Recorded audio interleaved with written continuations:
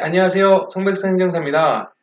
오늘은 광주 공산근린공원 민간공원 특례사업 관련해서 토지 수용에 따른 대응 방안 설명회를 준비를 하였습니다. 평소 같았으면 현장에서 소유자 여러분들을 만나 뵙고 설명회를 했을 텐데요. 지금 최근 코로나 상황이 심해지면서 집단적으로 모여서 설명하기가 매우 어려운 실정입니다. 그래서 온라인으로 준비를 했고요. 온라인이다 보니까 너무 길게 하면 주요한 점도 있어서 핵심적인 내용만 꼭 필요한 부분만 준비해서 설명회를 준비했고 마지막에는 제가 중요한 부분을 핵심 요약 정리를 해드릴 테니까 끝까지 집중해서 들어주시면 도움이 되실 겁니다. 자, 그러면 듣기만 해도 득이 되는 설명회 시작하겠습니다. 저희 사무실 위치는 광주광역시 서구의 상무지구에 있고 시청 근처에서 한 5분 정도 거리에 위치해 있습니다.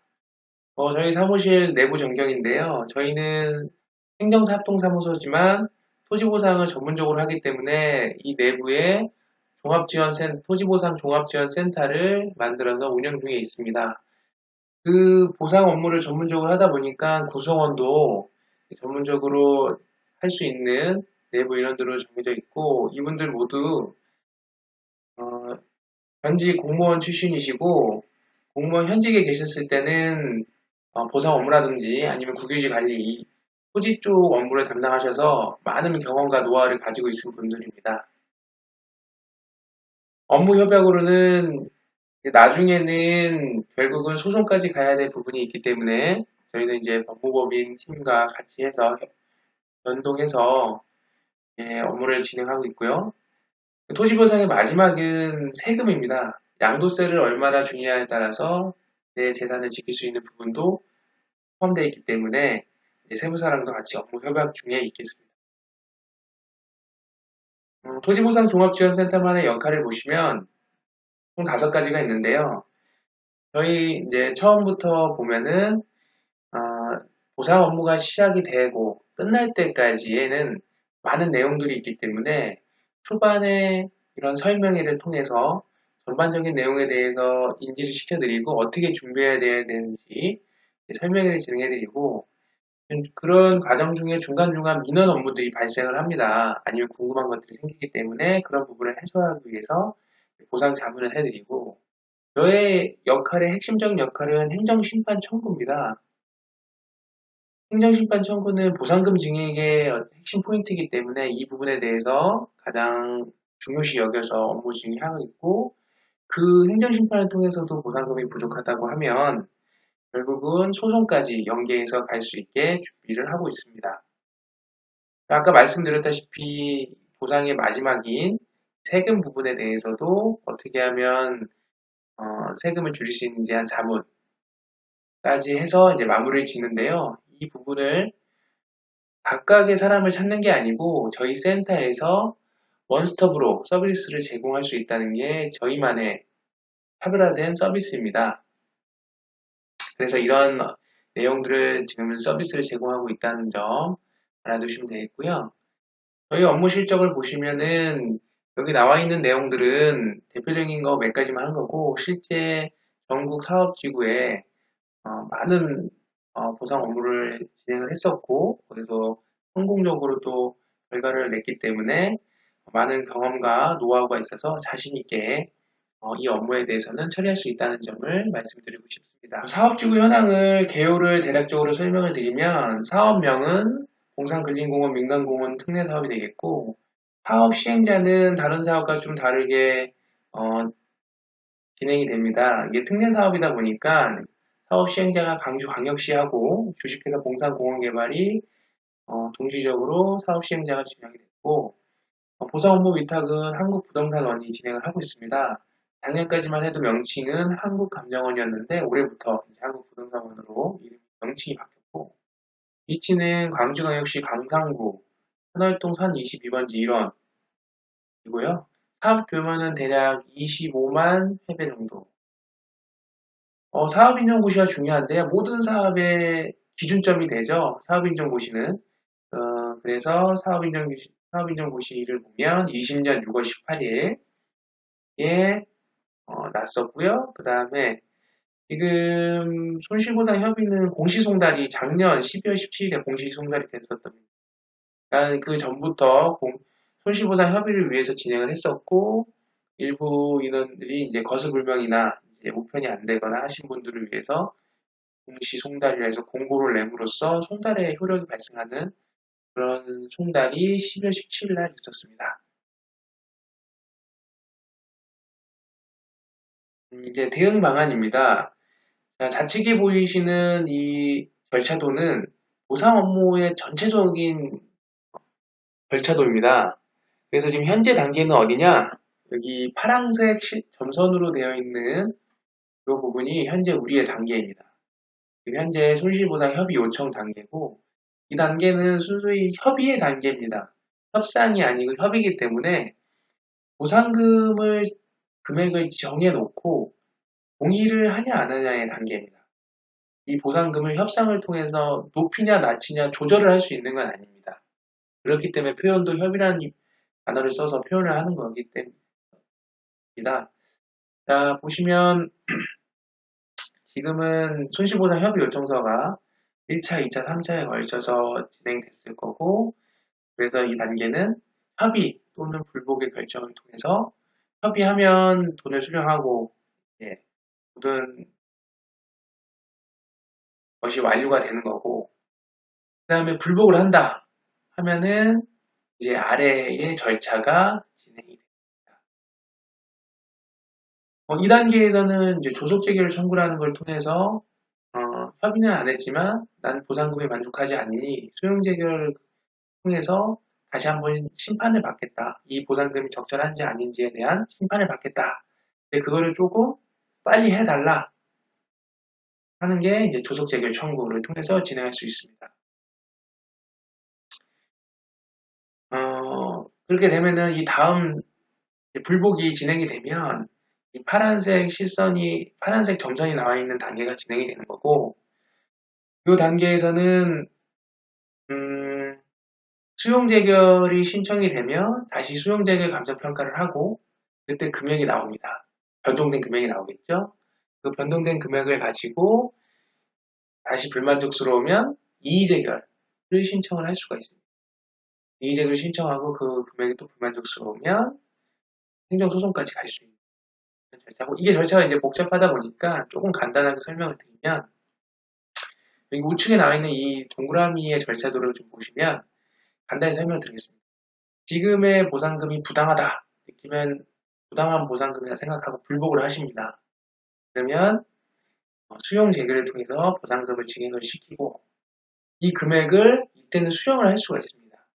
전액 수령하시고, 그래서 이 요구만 체크를 하신다고, 수령할 때 이 요구만 체크를 하신다고 하면 지금 비록 보상금을 수령하였지만 금액에 대한 불만족은 해결되지 않았다. 난 그래서 이 일을 남겨놓겠다라는 뜻으로 이 요구를 체크를 하면 돈을 찾고도 이의 재결을 진행할 수가 있습니다.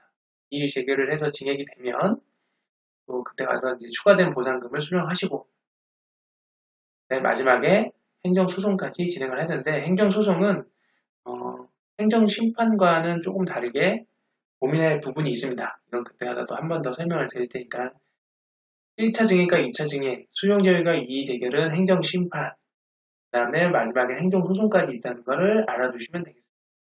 그래서 이제 이런 제도를 통해서 증액을 증액시키는 장점은 일단 3번을 증액시킬 수 있다는 거, 그 다음에 보상금을 받으면서 증액시킬 수 있다는 거, 보상금 감액은 절대 없다는 거라는 장점이 있고, 여기서 유의할 점은 지금 단계는 돈을 찾고 보상금 증액이 안 됩니다. 반드시 수용재결이 끝난 단계에서 이의 유보를 체크하셔야 돈을 찾고 이의재결과 행정소송을 할 수 있다는 점을 꼭 유의를 하셔야 됩니다. 지금 단계에서는 돈을 찾고 증액 못합니다. 돈을 찾으면 그냥 협의가 완료된 거기 때문에 끝나는 겁니다.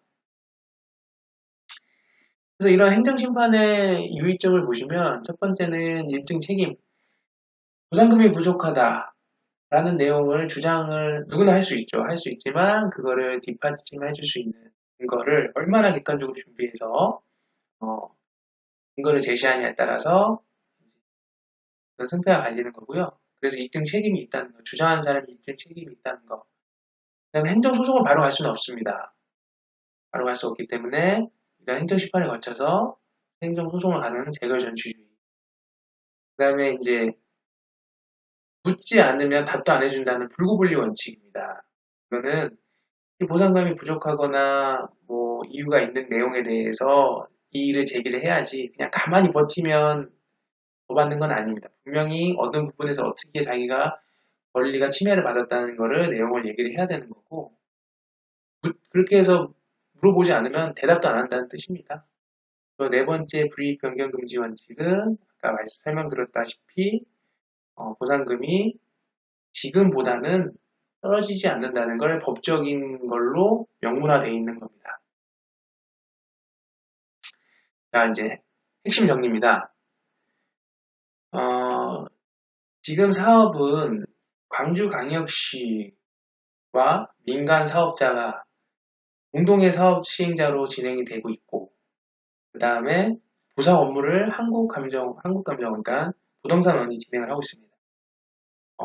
절차상 하자나 위법성이 거의 없다고 보이는 거죠. 그러다 보니까 사업 취소를 위한 노력보다는 좀 더 내 재산과 내 경제적 이익에 보탬이 될 수 있는 그런 노력에 더 집중을 해야 된다는 겁니다. 두 번째는 보상금을 내 눈앞에 보여진 돈의 금액이 올라가는 것도 중요하죠. 하지만 언제 어떻게 수령하냐에 따라서 경제적 가치가 변동이 있을 겁니다. 간단히 설명드리면은 세금적인 부분도 시기적인 거에 따라서 다를 수도 있고요. 내가 보상금을 증액시키는 부분이 주변 지가 상승을 못 따라가는 경우도 있고요. 그렇기 때문에 이런 부분을 충분히 고려를 해서 스마트한 보상금 수령 방안을 선택을 하셔야 된다는 거. 세 번째는 지금 광주시 안에는 민간공무원 특례 사업이 네 군데인가가 지금 진행되고 있습니다. 그러다 보니까 민간 사업자들도 오래 기다려주지 못합니다. 그래서 예상하기로는 21년에는 수용재결 절차가 진행이 된다. 그렇다면 이런 사항을 알고 있는 상황에서 내가 얼마나 선제적으로 준비를 해서 대응을 할 것인가. 그래서 거기에 대한 준비를 꼭 하셔야 된다는 점. 공험사업은 많이 이제는 소유자들이 아는 사항인데 공법상 제한, 공원용지라는 공법상 제한을 받지 않은 상태에서 평가를 받는데 그렇다면 내 평가가 정말 그렇게 평가를 받았는지 감정평가서에 대한 분석도 필요할 거고요. 다음에 사업인정 기준일이 반드시 계획고시나 아니면 실시고시, 지정고시에 맞춰서 사업인정 기준일을 보진 않습니다. 이렇게 사업인정 기준을 보는 거는 여러 가지가 있는데 이게 문제가 되는 게 뭐냐면 그 기준을 기점과 가격, 시점, 평가하는 시점이 차이가 많이 날수록 그 괴리감이 있습니다. 그렇다면 이 평가는 언제 시점에 사업인정일로 잡혀서 기준이 되고 언제 평가를 했기 때문에 이 괴리감을 좁힐 수 있는 대응을 꼭 하셔야 된다는 거. 시간적인 괴리감을 말씀드리고, 네. 이 보상 업무라는 거는 절차가 이제 복잡하고 좀 어렵습니다. 그리고 시간도 좀 오래 걸리고, 이 중간중간에 민원 업무가 있어서 그 민원 업무 처리하는 것과 그 다음에 선택의 기로가 놓인다면 분명히 누군가한테 도움을 받아야 되는 거고 이게 또 시간이 오래 걸리다 보니까 처음에는 관심을 많이 갖다가 시간 지날수록 이제 소홀해지는 경향이 강합니다. 그러다 보면 이걸 꾸준히 관리할 수 있는 그리고 전문적으로 대응할 수 있는 컨설턴트나 컨설팅이 필요합니다. 제가 이제 드리고 싶은 말은 이런 과정에 있어서 보상을 전문적으로 하는 전문가와 꼭 같이 하셔야 된다는 점을 알아줬으면 하겠습니다. 설명회를 너무 길면 어차피 다 이해가 안 가기 때문에 제가 이제 핵심적인 부분만 설명을 드렸고, 이 부분에 대해서 내가 좀 더 전문적으로 상담을 받고 싶거나 아니면 궁금한 점이 있다고 하시면 여기 보이시는 연락처로 연락 주시면 저희가 방문을 하거나 아니면 현장에서 만나서 설명을 드리거나 아니면 사무실에서 제가 설명을 드릴 테니까 부담 갖지 마시고 언제든 연락 주십시오. 감사합니다.